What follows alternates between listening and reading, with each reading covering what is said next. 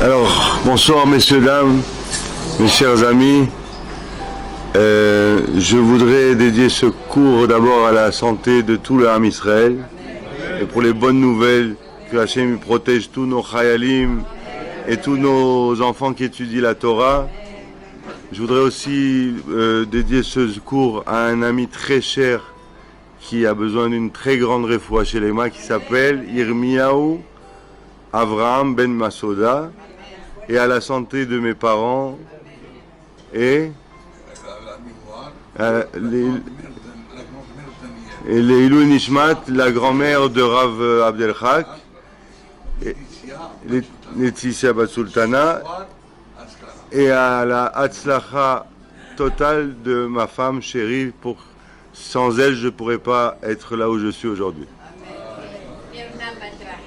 Et Myrna Bat Rachel.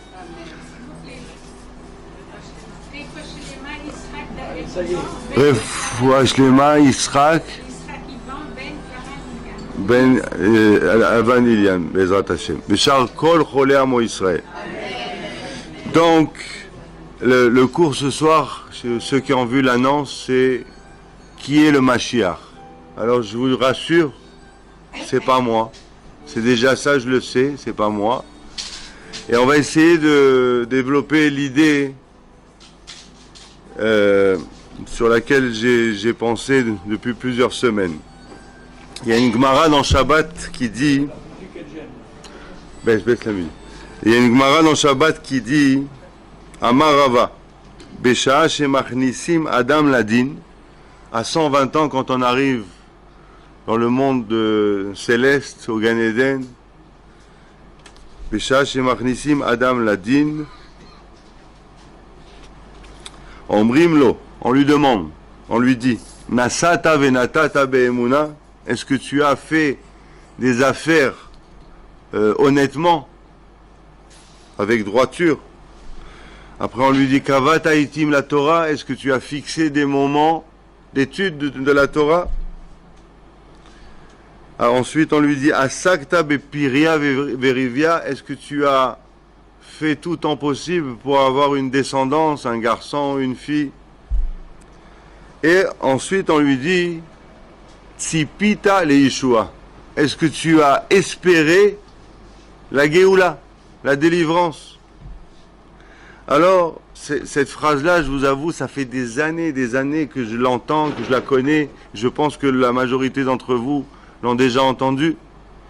Et je me suis posé la question.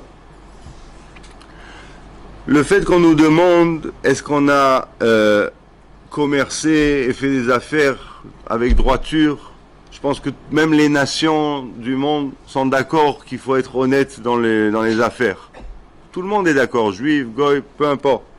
Le fait que tout le monde n'est pas honnête, ça c'est un fait, mais tout le monde comprend avec la logique qu'on doit être honnête. Kavata itim la Torah, qu'on nous demande est-ce que tu as fixé des moments d'étude, nous les Bnei Israël, on comprend que Akadosh Baruch Hu nous a donné la Torah, et si on veut être un juif équilibré, il faut avoir des moments fixes sur lesquels repose après tout notre journée, notre vie, sur ces moments d'étude qu'on a fixés. Ça aussi c'est compréhensible. Asakta bepiria verivia, est-ce que tu as voulu avoir une descendance? Ça aussi, toutes les nations comprennent ça. Si tous les gens passent leur temps au bord de la mer et jamais ne développent l'humanité, ne multiplient l'humanité, ben le monde va s'arrêter un jour ou l'autre. Donc ça aussi c'est très compréhensible. Et puis vient la question, la dernière question qui dit Tzipita le Yeshua, est-ce que tu as espéré en la délivrance? Et cette question elle m'a interpellé. Pourquoi est-ce qu'Akadosh Baruch Hu et le Beddin céleste vient demander à chaque juif quand il arrive à 120 ans, est-ce que tu as metzapé à la Yeshua? Certains peut-être ont espéré cette délivrance, d'autres avaient d'autres choses à faire ou ils n'y ont pas pensé. Mais pourquoi est-ce qu'on nous demande ça comme si c'était obligé? Alors la réponse à cette question, on va la laisser pour la fin.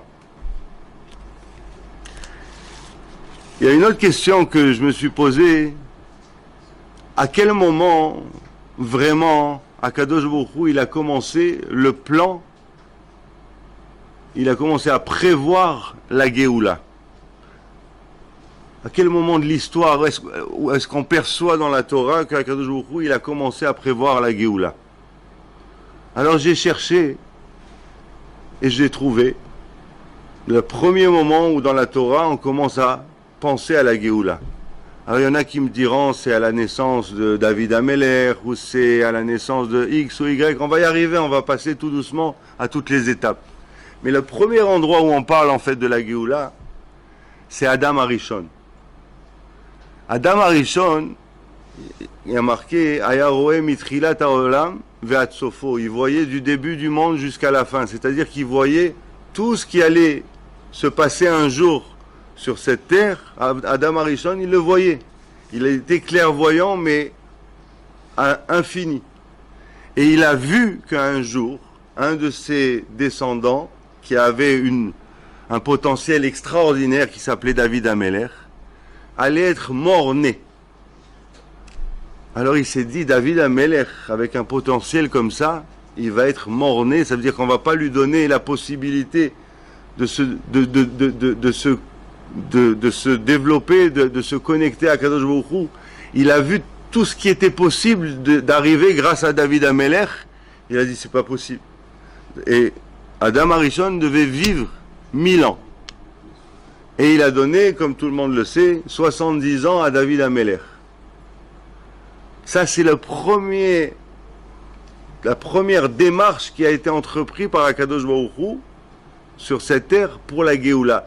Donc on voit bien que à peine la création du monde était finie, à peine Adam et Chava étaient là sur terre et qu'ils ont fauté, donc qu'ils ont été rétrogradés du Gan Eden à ce monde-ci, automatiquement le processus de la Géoula était mis en place et avait commencé. Ensuite est venu Avraham Avinu. Avraham Avinu, on l'appelle, c'est lui qu'on appelle le premier l'hébreu. Avraham à Ivri. Pourquoi on l'appelait comme ça? La Shon Ivri, ça veut dire qu'il est dans un côté, un des deux côtés. Tout le monde était d'un côté, toutes les populations de l'époque, et il y avait Avraham Avinu qui était tout seul d'un autre côté. Vous savez, l'expérience d'être un homme avec des idées novatrices, des idées exceptionnelles, seul face à tout le monde, c'est très très difficile. Et Avraham Avinu, quand il a regardé la création, quand il a regardé le soleil, il a dit bon, ça doit être le soleil, la force qui gère cette terre. Et puis il a vu que le soleil se couchait le soir, il a dit non, s'il se couche le soir, c'est pas ça. Il a vu la lune, il a dit bon, c'est peut-être la lune. Et puis la lune, elle disparaît le matin, il a dit non, c'est pas ça. On va passer sur les détails, mais il est arrivé à la conclusion qu'il y a une force ultime sur toute cette création. Et si on voit une table, vous voyez, là vous avez un nouveau mobilier, il y a une table toute neuve, c'est que forcément, il y a un menuisier qui a fait cette table. Donc il est arrivé tout seul, encore une fois, Avraham Avinu, à cette conclusion qu'il y avait un créateur qui a fait ce monde magnifique. Et une fois qu'il a fait ce travail tout seul sur lui-même, il a marqué à Kadosh Baruch Hu, il a fait signe et il a commencé à prendre contact avec lui. Mais la démarche première, c'est venu de lui, seul. Celui qui est venu après, c'est Noach. Noach, aussi, il était dans une période très, très, très, très difficile.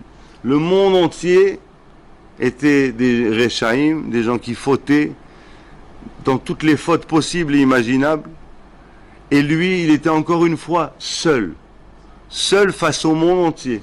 Et il était même en danger de vie. Quand il construisait l'arche, il était en danger. Et malgré tout, il a placé toute sa confiance en Hachem, seul devant tous ces gens qui se moquaient de lui, qui le prenaient pour un fou, pour un allumé. Quoi, tu construis pendant des dizaines et des dizaines d'années, tu construis une arche, mais ça sert à quoi une arche comme ça? Et lui, il avait la confiance en Hachem, il parlait à Hachem et Hachem lui parlait. C'était le deuxième. Le troisième, c'était Lot. Indirectement, Lot aussi, il a une part essentiel dans la Géoula. On sait que Lot, il a été sauvé par le mérite d'Abraham, de Sodome, et lui et ses deux filles se sont retrouvés à l'extérieur de Sodome. Elles se sont dit, ces deux filles, apparemment, qui n'étaient pas des filles qui étaient des filles bien. Parce que si elles ont été sauvées, donc elles étaient des filles bien. C'est parce que ceux qui n'étaient pas sauvés de Sodome, ceux qui sont restés et qui ont été détruits par la Maca de Sodome, ils étaient Réchaïm. Si elles sont sorties avec l'autre, c'est qu'elles avaient un mérite, donc elles étaient des filles bien. Et malgré tout, quand elles ont vu que le monde était anéanti, il n'y avait plus personne, donc encore une fois, elles se retrouvaient seules, elles se sont dit, sur nous repose tout le futur de l'humanité. Alors elles ont été avec leur père, une après l'autre, et est né de cette union Ammon, d'une des filles, et Moab. On verra plus tard l'importance de Moab. Est venu après, après, Yitzhak. Yitzhak Avinu. Tout le monde connaît l'histoire de Yitzhak Avinu, qui était un Olat Milma, qui était Kadosh, qui était Parouche. Mais il y a marqué, il y a un pasouk dans Bereshit qui dit Vayetse Yitzhak la Suach Basadeh. Ça veut dire que Yitzhak est sorti parler dans les champs. Et Rashi dit sur place, il est sorti prier. Alors la question, pourquoi est-ce que Yitzhak il n'est pas resté dans sa tente, à l'abri du froid, du chaud? Il est sorti dans le champ pour prier. Il ne pouvait pas rester dans sa tente ou dans sa maison pour prier. Encore une fois, il a voulu se retrouver seul avec l'Éternel pour pouvoir lui parler directement. Après est venu Yaakov. Yaakov qui a été envoyé chez son oncle Lavan par le conseil de sa mère. Elle lui a dit, va chez mon frère et reste là-bas le temps que ça s'arrange avec Esav. Et Yaakov, il est parti, au lieu d'aller directement chez Lavan, il a été dans les yeshivas de Shem Ve'ever pendant 14 ans. Et là, il a chargé sa neshama, chargé sa personne de Gdusha, de Torah, pour être prêt après à affronter la vie commune avec Lavan. Et quel est le métier, enfin l'occupation qu'il a eu Yaakov pendant toutes ces années après chez Lavan? Berger. Donc il était encore une fois tout seul avec Akadosh Baruch Hu. Et il parlait à Hachem. Est venu plus tard Yosef. Yosef et les 12 tribus, et Yosef et Yehuda. Alors Yosef, il y a marqué Aya Roé et Echav Batson. Il était le berger de ses frères. Mais il était aussi berger, il était aussi tout seul. Et il s'occupait aussi du destin de ses frères, du destin spirituel de ses frères.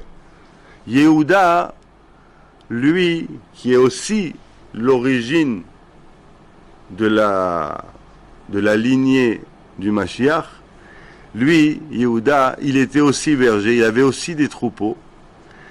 Et il a eu comme belle-fille Tamar, à qui il a donné son premier fils, son deuxième fils, à qui il devait donner son troisième fils. Il s'est pas empressé de lui donner dès que son fils était apte à se marier avec sa belle-fille pour faire ce qu'on appelle le hiboum.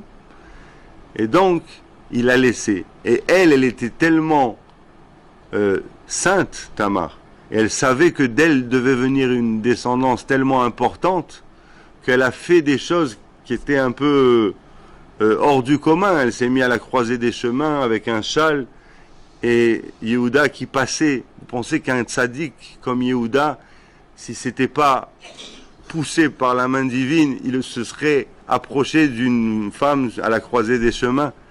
C'était une chose qui n'était pas pensable au niveau de Yehuda, parce que c'est une montagne de Gdusha, Yehuda. Le plus grand rave que vous aurez entendu dans toute l'histoire de toute la Torah, il n'arrive même pas à 1% de la grandeur d'un des 12 tribus, et en l'occurrence Yehuda.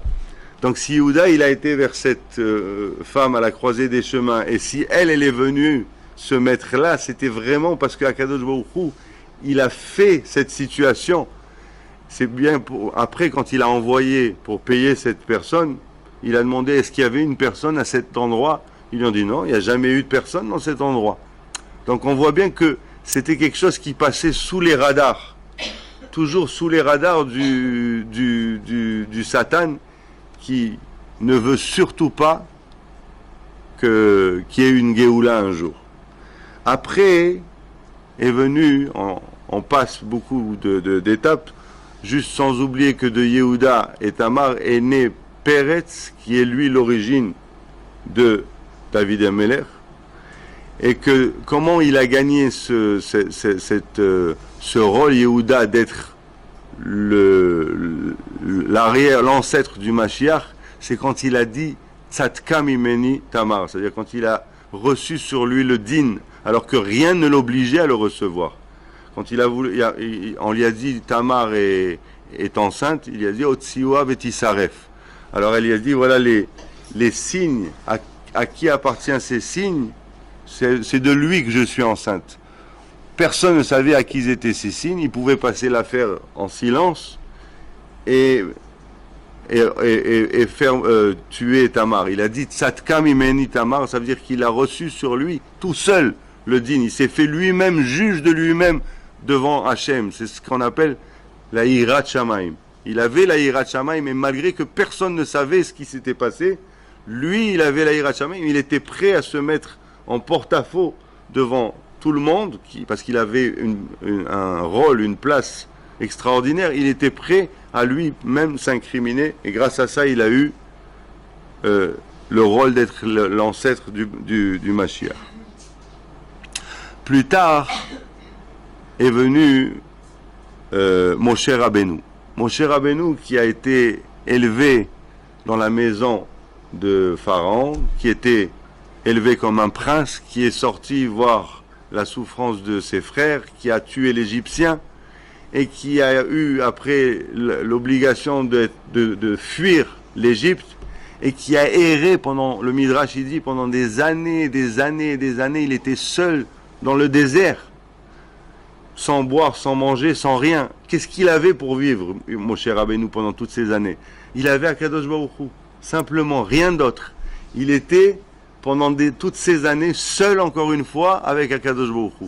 Jusqu'à qu'il est arrivé, après toutes ces années de solitude, il a nettoyé de lui tout ce qu'il avait pris dans la maison de Paro, qui était la source, le makor de la Touma. Il fallait, pour qu'il devienne Moshe, il fallait qu'il se nettoie de toute cette Touma de Paro. Comment on fait pour se nettoyer de toute cette Touma? Encore une fois, cette solitude. Après, bon, il y a eu d'autres et d'autres, il y a eu David Ameler. Alors David Ameler, son histoire, tout le monde la connaît. David Ameler, il y a marqué dans le Midrash que il était le plus jeune, il était le plus petit, il était roux, et il n'était pas très beau, et ses frères le méprisaient. Son père ne le méprisait pas, mais ne lui donnait aucune importance. Pourquoi? Parce que ils avaient comme un doute, est-ce que vraiment il était le fils légitime de sa mère et de son père? Mais son père, il était convaincu, comme il savait que sa femme c'était une tzadékette, que c'était oui son fils. Mais il régnait un trouble au sujet de David. Et donc, son traitement vis-à-vis de ses frères, c'était vraiment un traitement le minimum possible. Et quand Shmuel, un avis, il est venu chez Ishaï, il lui a dit présente-moi tes fils. Alors il a vu un grand, beau, et un deuxième, et un troisième. Il avait, je crois, 7 fils. C'est ça? 7 fils. Il a dit c'est tout. Parce que chaque fois qu'il avait l'huile pour oindre le nouveau roi d'Israël, il s'approchait de chaque fils. Il n'y a rien qui vibrait chez Shmuel. Il a dit c'est tout, il n'y a pas de fils, encore un autre. Oui, j'ai un qui est là-bas, tout seul dans les champs, il est berger. Il a dit va le chercher.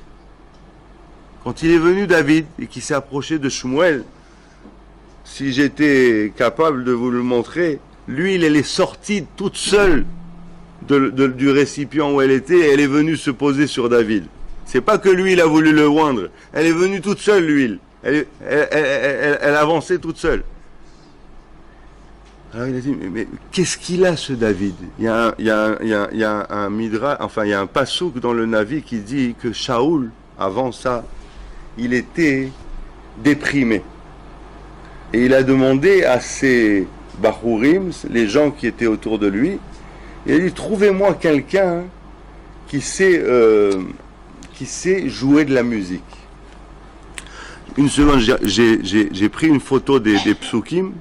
Je voudrais vous lire quelques mots de ces psukim, parce que c'est vraiment agréable à entendre. Vayomer Shaoul El Avadav Reun Ali Ish Metiv Lenagen Ve'avi Otem Elai.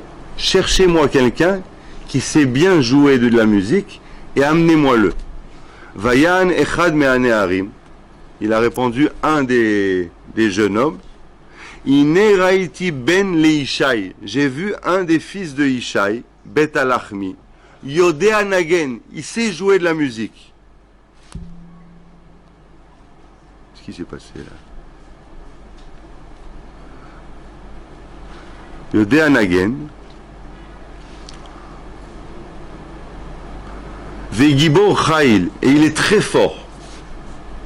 Ve'ish Milchama. Et c'est un guerrier. Unevon Davar, et il comprend tout. Il est très intelligent. Regardez bien, c'est intéressant. Ve'ish Toar, et il est beau. Mais il n'était pas beau. Ve'Hashem Imo, et Dieu est avec lui. Rashi, enfin le commentateur sur place, il dit pourquoi il disait tout ça? Celui qui disait tout ça, c'était Achitophel. Et Achitophel, il a toujours eu des conseils catastrophiques. Il était mauvais, Achitophel. Il donnait des mauvais conseils. Et il lui disait toutes ses qualités sur David. Pourquoi? Pour que, il y a marqué chez Yassim Shaoul Ainara al David. Parce que Achitophel, il sentait quand il avait vu David que c'était un grand potentiel. Alors qu'est-ce qu'il a dit? Il a fait, Shaoul était tzaddik, c'était un roi tzaddik. Il a dit, je vais dire des choses exagérées, comme ça Shaoul il va dire quoi? Il est beau, il est grand, il est intelligent, il sait jouer. Il va lui faire, comme on dit, il va lui faire l'œil. Il y a marqué. Are ou Baal Teharim ou Manakan Shisha Teharim shel David, chez où, je vais vous le lire. Voilà.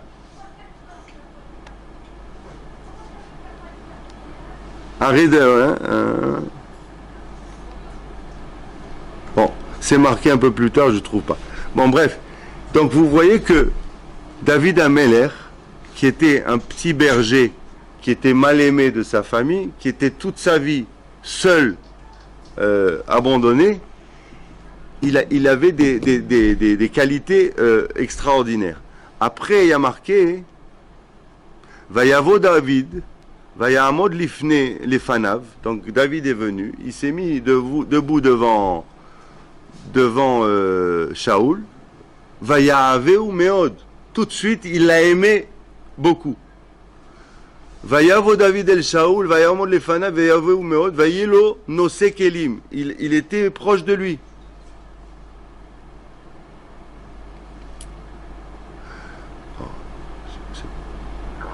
Il y a un modna David lefanaï qui m'a tzachen be'enai, que David il soit à côté de moi parce qu'il m'a plu. Ve'aya biyot ruach elokim el Shaoul. Et donc la bonne humeur et l'angoisse qu'il avait Shaoul, elle a disparu de lui quand David il a commencé à lui jouer de la musique. Qu'est-ce qu'il avait ce petit jeune là, qui était petit, roux et qui connaissait rien à rien et qu'on n'aimait pas, qu'il a réussi à jouer de la musique et qu'il a réussi à faire tellement de bien au roi d'Israël qui était un grand sadique. Encore une fois, David, il était tout seul. Des années et des années, tout seul, avec le troupeau, livré à lui-même, dans la nuit, dans le froid, dans le chaud, toujours tout seul. Après, bien après, je saute beaucoup de générations, on arrive à Rabbi Shimon Bar Yochai. Pourquoi j'ai choisi de parler de Rabbi Shimon Bar Yochai? Parce que Rabbi Shimon Bar Yochai, comme vous savez tous, c'est lui qui nous a dévoilé le Zohar HaKadosh. Et sans l'étude du Zohar, c'est marqué, la Géoula ne viendra pas. C'est l'étude du Sod, l'étude de la Kabbalah, qui approche et qui ramène la Géoula. Rabbi Shimon Bar Yochai, pour des raisons de l'époque où il était poursuivi, où il était chassé, où il était en danger de mort, il s'est évadé et il s'est, comme tout le monde sait, esselé avec son fils dans cette Méhara pendant 14 ans, enfin 13 ans et encore un an. Après s'être esselé seulement et ne plus avoir de contact avec tout ce monde, avec l'extérieur, et qui s'est mis vraiment en contact total avec Akadosh Baruch Hu, alors on lui a dévoilé le Zohar Akadosh, et on lui a dévoilé ce cadeau extraordinaire qu'on a donné à Rabbi Shimon Bar Yochai. Plus tard encore, on voit le Harizal, qui lui aussi est celui qui nous dévoile encore une étape dans les secrets de la Kabbalah, les secrets du Zohar. Ces secrets-là, jusqu'au Harizal, ils étaient tellement condensés, tellement profonds, qu'on n'avait aucun accès en fait à la Kabbalah. Et quand est arrivé bien plus tard le Harizal, il a commencé à décortiquer, à mettre à la portée de chaque, pas de chaque juif, mais de chaque juif érudit. Alors, il a commencé à mettre à la portée de chaque juif la Kabbalah. Et il a commencé aussi, enfin il a continué ce processus de Géoula. Venu plus tard encore plus tard, le Baal Shem Tov. Baal Shem Tov, qui est, comme tout le monde sait, le père de la Chassidoute. Mais qu'est-ce que ça veut dire la Chassidoute? À l'époque où est venu le Baal Shem Tov, c'était pas une époque comme aujourd'hui où les gens étaient capables d'entendre des nouvelles façons de comprendre la Torah et de comprendre les mitzvot et de comprendre la proximité avec Akadosh Baruch Hu. À l'époque, il y avait une seule Askola et c'est tout. Quand le Baal Shem Tov est venu, il a commencé à parler aux Juifs et à leur expliquer qu'il y avait une autre façon de s'approcher d'Hachem, qui était avec la Simcha, avec la Hitbodedut, avec le contact beaucoup plus naturel avec Akadosh Baruch Hu, comme on parle avec son meilleur ami ou comme on parle avec son confident. Les gens, ils n'ont pas compris ce qu'il disait le Baal Shem Tov. Il disait quoi? La Torah, c'est strict, c'est de travailler, d'étudier, de décortiquer. Et c'est vrai que c'est comme ça la Torah. Celui qui n'a pas de Hama à la Torah, il n'arrive pas à acquérir la Torah. Mais le Baal Shem Tov, lui, il voyait l'époque où il vivait, il voyait venir, il voyait que les générations où on arrivait, si on mettait pas de la simcha dans la avodat Hashem, si on mettait pas de la simcha dans le service d'Hashem, dans les mitzvot, si on restait seulement avec cette ligne droite, stricte, alors il allait rester trop peu de gens qui tiendraient le flambeau jusqu'à la fin. Alors il a découvert cette nouvelle shita. Cette nouvelle shita, il était très seul à l'époque, le Baal Shem Tov. Tous les tzadikim de l'époque, ils étaient contre le Baal Shem Tov. Et il a tout fait, toute sa vie, pour aller chez chaque tzadik, pour le convaincre de la pureté, la sérénité, la sincérité de son entreprise, que c'était pas pour faire un nouveau une nouvelle yeshiva, ou pour avoir de l'honneur, ou pour avoir quoi que ce soit. C'était juste pour donner de nouveaux kelim, de nouveaux armes, pour pouvoir affronter l'avenir jusqu'à la venue du Mashiach, parce qu'ils savaient qu'il restait encore beaucoup de temps.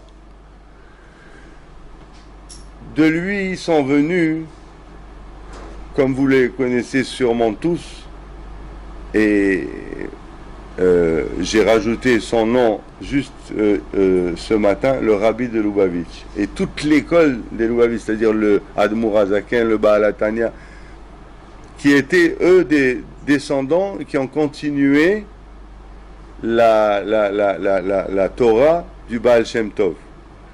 Alors, je ne suis pas Chabad, mais j'ai grandi à Nice, et on avait à Nice un chaliard du Rabbi qui s'appelait le Rav Pinson, pour ceux qui le connaissent. Ses parents étaient shlichim en Tunisie. Ils ont donné toute leur vie pour la communauté de Tunisie, pour les renforcer dans les mitzvot, se couvrir la tête, le mikvé, les tfilines, comme font les Chabad. L'œuvre des Chabad, depuis qu'ils ont commencé à exister jusqu'à aujourd'hui, je ne pense pas qu'il y ait une seule personne sur Terre qui peut dire qu'ils n'ont pas participé activement à la venue du Mashiach. Il n'y a pas. On peut ne pas être Chabad, ça moi je pense que c'est légitime, parce que moi je suis séfarade, donc j'ai mon origine, mais je suis complètement convaincu que les Chabad, ils ont œuvré, et tous les Admourim de Chabad, ils ont œuvré activement pour rapprocher la Géoula, sans aucun doute. Et plus pour nous tous là qui connaissons le Rabbi de Lubavitch, qui est contemporain avec nous, combien il a parlé de la Géoula, et combien il a demandé à tous ses élèves de donner leur vie, leur temps, leur force, leur argent. Moi j'ai connu des Chabad qui mangeaient pas pour donner à manger à des Juifs qui venaient, et ils disaient non, moi j'ai mangé tout à l'heure, j'ai pas faim. Ils mangeaient pas pour donner à des Juifs éloignés, que ce soit en Amérique, que ce soit en Chine, n'importe où, pour leur donner à eux à manger le Shabbat ou les fêtes. Ça s'appelle de la Messirut Nefesh, Mamash de la Messirut Nefesh. Ils ont fait ça parce que ils ont vécu dans leur jeunesse autour du Rabbi de Lubavitch, et ils ont vu avec quel Messirut Nefesh lui il vivait, et avec quel Emouna il vivait. Et on peut raconter des histoires de maintenant jusqu'à demain matin sur le Rabbi, tellement il était énorme, tellement il a fait des nissim, il voyait des choses extraordinaires, simplement parce qu'à l'âge de 90 ans il restait debout plus d'heures qu'un homme de 20 ans ne pourrait rester, et même ses docteurs lui disaient aux gens, c'est impossible que cet homme il est debout et qu'il bouge son bras tellement de fois pour donner des dollars. Mais c'est pas ça. Ce qui importe, c'est voir combien ce tzaddik, le Rabbi, il a vu loin. Il a vu que s'il ne faisait pas toutes ces choses-là à l'époque où il a pensé les faire, aujourd'hui, on aurait des millions de Juifs en moins dans leur âme Israël, parce qu'ils seraient tous perdus, assimilés. Donc il a vu tellement loin. En deuxième, je voudrais vous parler, puisqu'on est à Natania, ça aussi je l'ai rajouté ce matin. Il y a un Admour qui s'appelait le Admour de Tzanz, Zecher Tzadik Libracha. Vous savez qu'ici, à 1 kilomètre de là, il y a la Kiryat Tzanz. Elle a été créée, cette Kiryat Tzanz, par le Rabbi de Tzanz. Le Rabbi de Tzanz, il a perdu toute sa famille, femmes, enfants, oncles, tantes, frères, parents, tout le monde dans la Shoah. Il est resté seul. Il est arrivé en Israël seul. Normalement, comme malheureusement une grande partie des rescapés de la Shoah qui sont revenus dans son état, ils se sont mis, les meilleurs d'entre eux, ils ont réussi à trouver un travail et à fonder une famille. C'est ceux qui ont vraiment réussi à surmonter leur peine et leur souffrance et leur passé. Lui, non. Il ne s'est pas limité à créer une famille et à trouver un travail. Il a créé un empire de Torah, de Chesed, un hôpital, des écoles, des yeshivot. Il y en a à Bnei Brak, il y en a à Jérusalem, il y en a partout. Ça, je vais vous dire le mot que je veux vous dire à la fin de ce cours, c'est un allumé, cet homme. C'est un allumé. Pas dans le sens péjoratif qu'on dit en français, ce type-là, il est allumé, non. C'est un illuminé. Un illuminé, comme a été le Rabbi, comme le Admour Mitzant, et comme a été Rabbi Nachman de Breslev. Alors, je vous parle à la fin de Rabbi Nachman de Breslev, pas parce que je suis Breslev, parce que Rabbi Nachman de Breslev, il nous a éveillés sur un point, sur beaucoup de points, énormément de points, mais même moi je ne les connais pas tous. J'ai pas encore eu la chance d'étudier toute sa Torah, qui est infinie et qui est extraordinaire. Mais il y a un point qui s'appelle la Hitbodedut, c'est-à-dire s'esseler.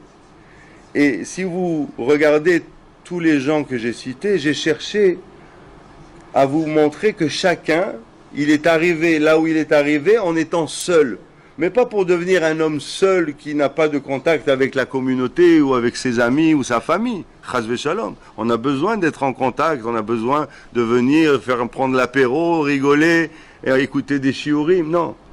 Mais quand vous êtes dans votre mirpesset, vous êtes assis, vous regardez la mer, il faut qu'à ce moment-là, vous ouvrez votre cœur, vous rentrez dedans.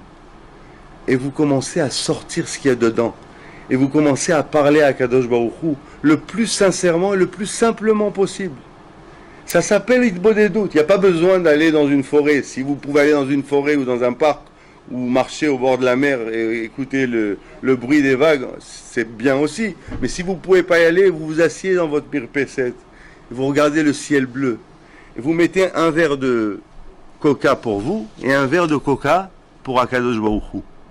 Vous vous asseyez à côté de lui et vous lui dites: papa, aujourd'hui j'ai mal au dos, j'ai ci, j'ai ça, j'ai les factures à payer, j'ai mon fils qui m'a téléphoné, il a ça, j'ai ci, j'ai ça. Et vous commencez à lui parler comme si vous parlez à votre copine ou à votre soeur ou à votre maman ou à votre qui vous voulez. Et plus vous parlerez à Kadosh Baruch Hu chaque jour, plus vous sentirez sa présence et vous sentirez qu'il est là à côté de vous et qui vous vient en aide et qui vous aidera dans tout ce que vous lui direz. Parce que vous ne parlez pas au mur, vous n'êtes pas fou. Vous parlez à Akadosh Baruch Hu. Tout le monde ici est convaincu qu'il y a Akadosh Baruch Hu. Je ne suis pas venu pour vous prouver qu'il y a Akadosh Baruch Hu. Tout le monde le sait. Mais on ne lui parle pas, parce qu'on croit qu'il est loin. Il est là-bas dans le ciel. Il y a marqué Melo kol haaretz kevodo. Il remplit tout l'univers. Il n'y a pas un endroit sur cette planète qui est vide de la présence divine. Ça n'existe pas.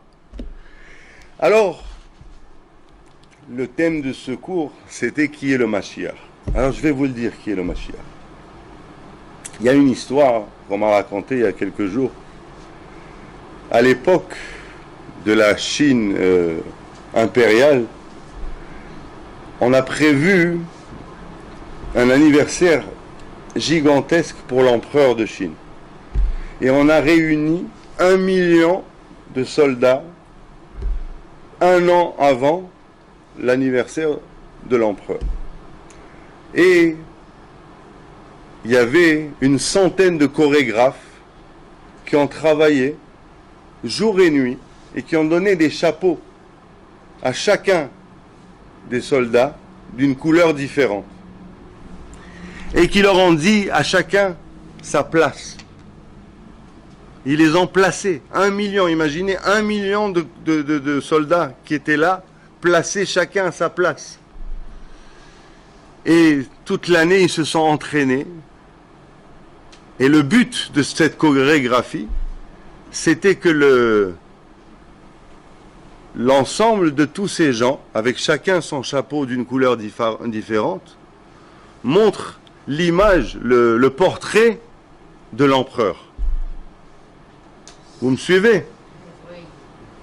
Arrivé le jour de l'anniversaire de l'empereur, qui était sur une estrade très haut, il surplombait toute la place où il y avait ce million d'hommes.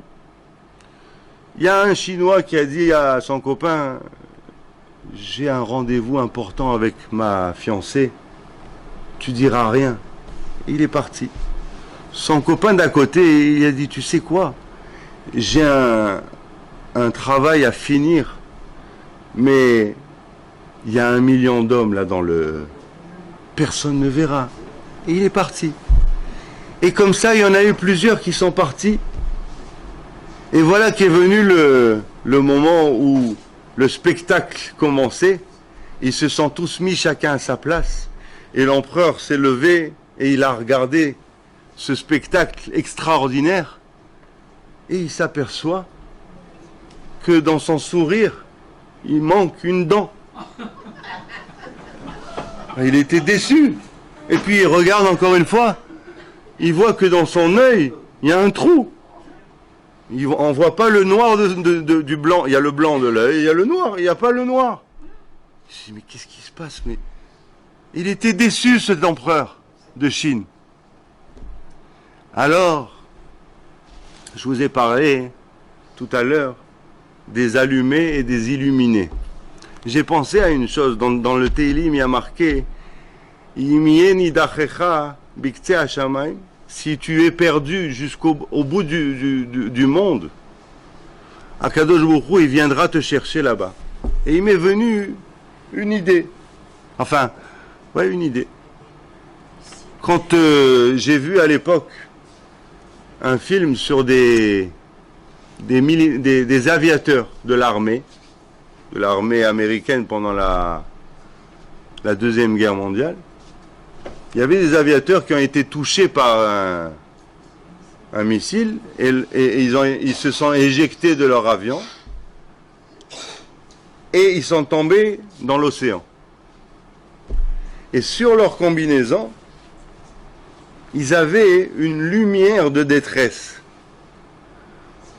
Pour qu'on puisse les retrouver, il fallait qu'ils l'allument, cette lumière de détresse. Parce que trouver un homme dans l'océan, c'est déjà très difficile.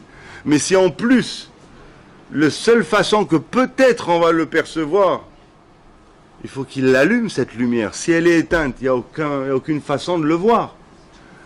Cette lumière qui est en nous, il faut l'allumer.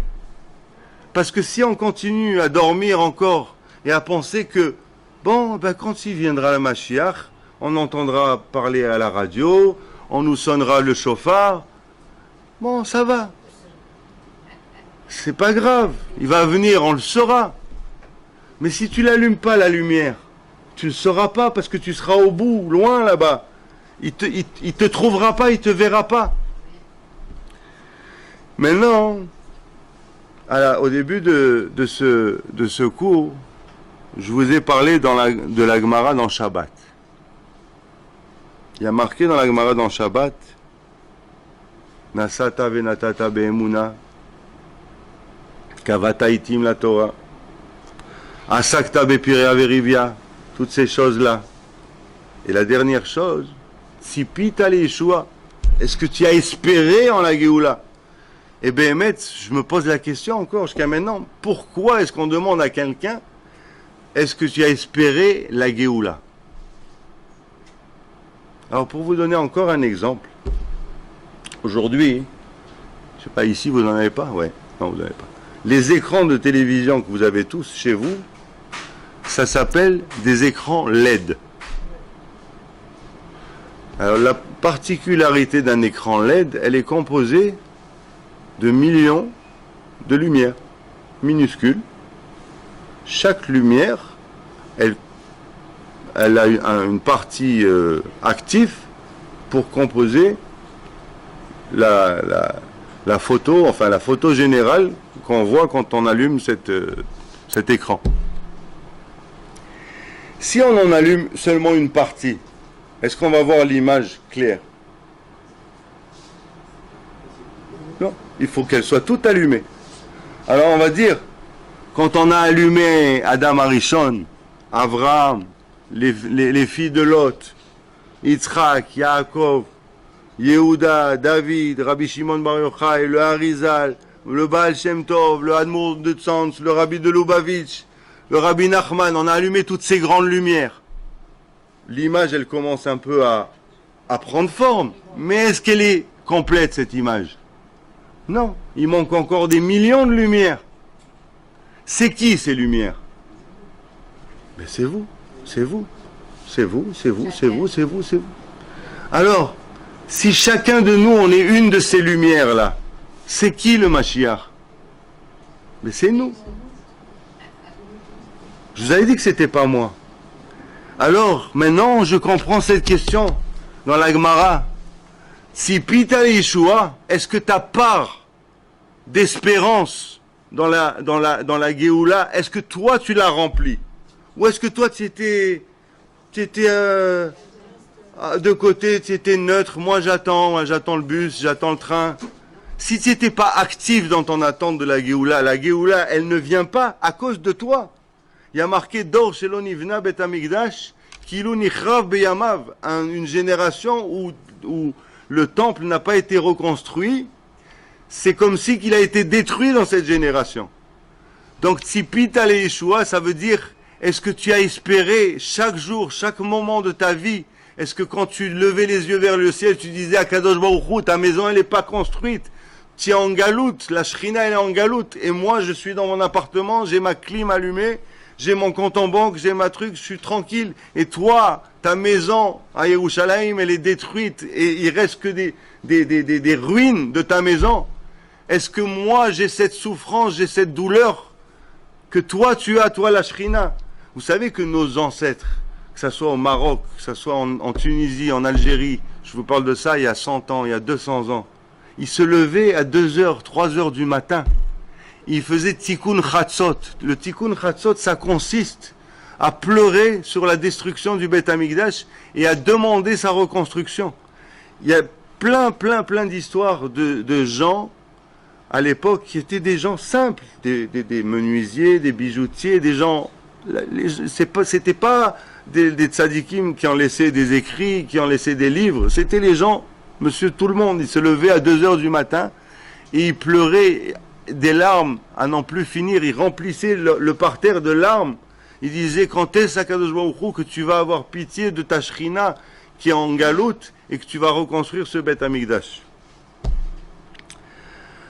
Alors Bezrat Hashem, si vous voulez vous allumer, c'est facile. Il y a 2 façons. Première, comme je vous ai dit, c'est la Hitbo des doutes. Parlez à Kadosh Baruch Hu.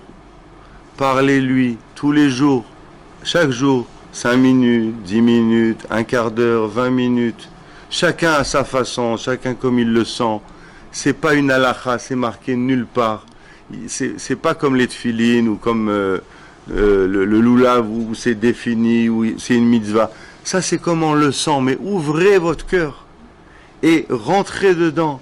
Et parlez à Kadosh Baruch Hu de tout votre cœur. Et vous allez voir que tout doucement, vous allez vous allumer. Et la deuxième chose, quoi qu'il vous arrive, quoi que vous souffriez, quoi que vous ayez de bonnes nouvelles ou de moins bonnes ou de plus difficiles, la première chose, habituez-vous, et moi aussi, à faire et à dire, merci à Kadosh Baruch Hu. Merci à Kadosh Baruch Hu. Tout ce que tu me donnes, c'est parfait. Merci à Kadosh Baruch Hu. Je me lève, j'ai mal aux genoux, il y en a qui n'ont pas de genoux. Merci Hachem. Merci Hachem de m'avoir donné encore un jour où j'ai ouvert les yeux. Merci Hachem que je suis là et que je ne suis pas jeté en Afrique, je ne sais pas où. Merci Hachem. Avec ces 2 choses qui nous dit Rabbi Nachman, la Hitbo des doutes et la Odaa, le remerciement à Kadosh Baruch Hu, je vous garantis que vous allez vous allumer.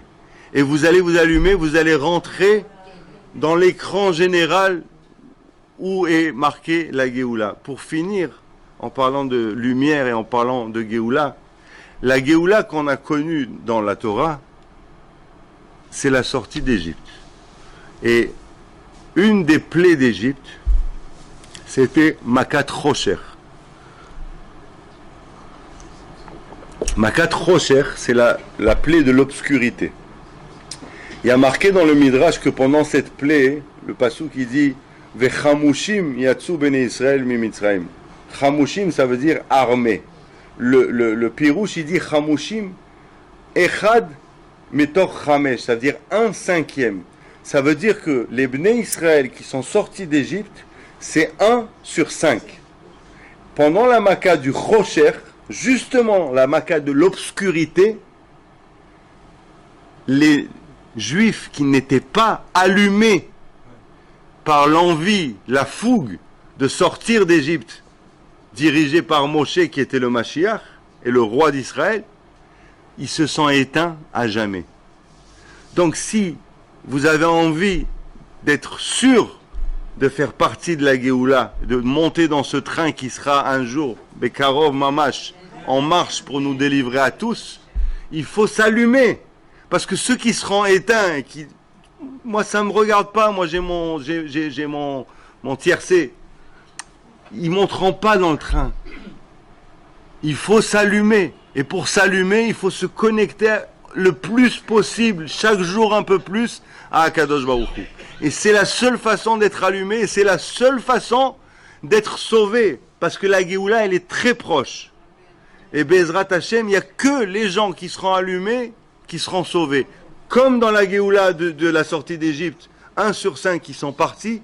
Et si Hashem, il fait durer toutes ces années-là pour l'amener la Géoula, c'est pas parce qu'il nous a oubliés, c'est pas parce qu'il veut pas nous sauver, c'est parce qu'il veut qu'il y ait des rabbanim et il y a des gens à toutes les générations, des gens qui font faire tchouva et qui ramènent les brebis égarées et qui les réveillent, comme le Rabbi Nachman, comme Rav de Lubavitch, comme Rav Elbaz, comme le Rav Amnon Yitzhak, il y en a, comme le Rav Citru qu'il y avait en France, et ainsi de suite. Il y en a, Hachem, il a envoyé à chaque endroit, à chaque génération, des rabbanim pour réveiller un maximum de juifs, pour pas qu'il ait à faire encore une fois ce choix et cette Géoula en mettant de côté une grande partie de son peuple chéri et de ses enfants chéris. Alors, Bezrat Hachem, qu'on soit tous des illuminés d'Hachem, des amoureux d'Hachem, des fous d'Hachem, et que la Géoula, elle vienne, Mamash Bekarov,